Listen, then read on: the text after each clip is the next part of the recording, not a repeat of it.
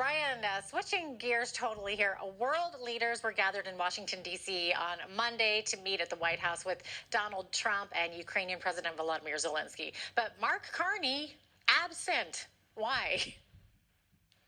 He has started to become irrelevant on this issue. And it's amazing because when you think back, Canada was the first Western country to recognize Ukrainian independence in 1991. As the Soviet Union's breaking up, Ukraine declares its independence. Prime Minister Brian Mulroney was there. He's like, yes, Canada recognizes an independent Ukraine. There was attempts to make sure that there were investments from both the government of Canada, but also Canadian businesses in the region to try and pull it along. And Mulroney's actions and the actions of the Canadian government at the time brought along other countries.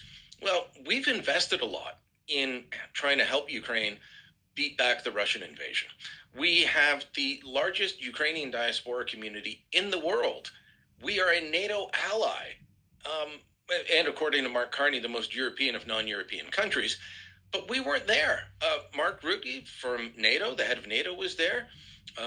Ursula von der Leyen was there, the president of the European Commission, the Italian prime minister, the British, the French, the German, the president of Finland was there. We did not get invited. It just goes to show that Canada is being alienated on many fronts. The word I got yesterday when I pointed this out from someone online, got word back from a source who's well connected with Washington and just said doors are closing in D.C. for Canadians showing up to talk to Americans. Oh, isn't that a slap in the face? Closest neighbor, and we weren't even invited. That's wow. So, Brian, are we any closer now to getting a deal with the Americans on trade? And if we aren't, is it something that will hurt the Liberals? I don't think we're any closer. As I just said, doors are closing in Washington for Canadians, and that's on foreign affairs, that's on trade, that's on just about every issue. So not good days for Canada. Now, will this hurt Mark Carney and the Liberals? Yeah. Not with his elbows up crowd. They love that Carney is irritating Donald Trump. Okay, great. He's irritating Donald Trump. What does that mean? Well, it means that tariffs are remaining in place, and that means jobs are being lost. But an awful lot of Mark Carney's voters are, they're not in the job market anymore. They worry about their retirement and their investments. But, the people that put them over the edge, the people that love this, that eat it up and just think anything that makes Donald Trump mad is good, even if it's bad for Canada's economy, they're not worried about that. So I don't see it hurting him in the polls for quite a while if this continues, and I hope it doesn't, because these are jobs on the line. But yeah, this is something that Mark Carney's voters and audience are proud of, and I hear from them saying, no, we don't need to do anything with the Americans. In fact, we should just cut them off completely, or we don't need to deal with that maniac in Washington. They love this. It's hurting us economically, but it doesn't seem to bother them. Yeah. Brian, what about Canada's indecision to buy that jet? So it seems like one of those irritants that's making it harder to get a deal with Trump is Canada's indecision on whether we're going to buy the American-made F-35 fighter jet. So why is the Carney government reviewing the project? Because the Americans put tariffs on us. So they said, well, maybe we won't buy your fighter jet. And this is not the first time that we've canceled. Remember, Stephen Harper had signed a deal to buy I believe it was 88 of these jets. Back in before 2015, then Justin Trudeau came in, ripped up the contract. We refused to buy them until a couple of years ago. Now we're in the process, like they're going to be delivered soon, or we have to cancel, and we're now reviewing it again over the trade issue. I pointed this out before, Jeanette. It's only Canada using the language of trade war with the Americans over tariffs. Other countries, including Mexico, all the leaders that were there yesterday, who have all found a way to get trade deals with them, they've looked at it as, okay, this is a trade negotiation. That's what the Americans keep telling us it is, and we keep saying, no, it's a trade war. And so we are acting like we're at war with the Americans, and that includes threatening to not buy the American fighter jet. Now, Ambassador Pete Hoekstra was on a podcast with Jasmine Lane a little while ago and said, it's Canada's decision which one to buy, but it is an irritant. You can bet that if we cancel it, that will just make it even more difficult to get a trade deal, if not impossible. Oh boy. The Americans aren't the only ones we're having trouble with on trade. Last week, China increased tariffs on canola. So, is there any hope of those tariffs being lifted, Brian?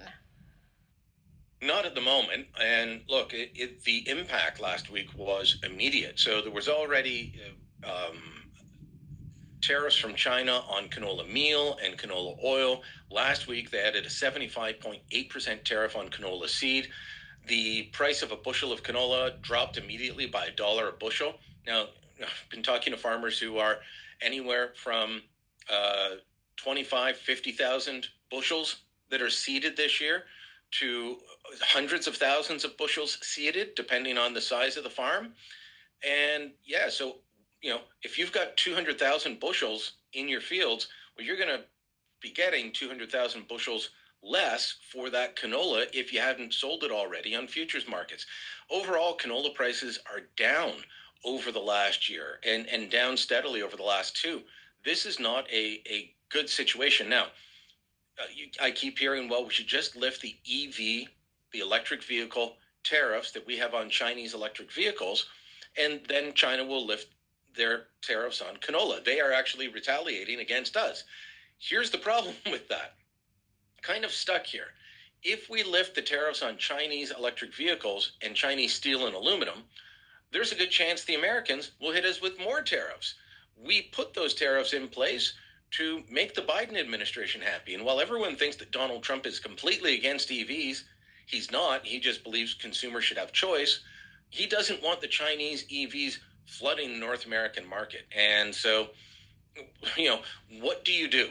We're kind of in a real bind here. I know I'm often critical of the Carney government, but I'm not sure what the answer is.